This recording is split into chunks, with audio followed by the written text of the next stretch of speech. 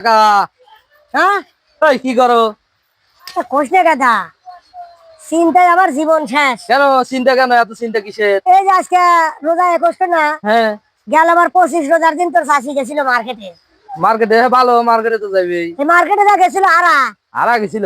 গেছিল আমি 7 দিন পরে উঠকো খেয়াল জাল চাপা চাপা ঈদের 2 দিন পর ধরে গিয়েছিলাম। খেয়াল জাল সাবা মানুষ পাওয়া যায়। তাহলে যে আজকে আবার সকালে বারবার মানা করেছে, আমি সহে গেছি, আসে দিই পাই নাই। আবার গেছে খোঁজ করলাম কয় মার্কেটে চলে গেছে।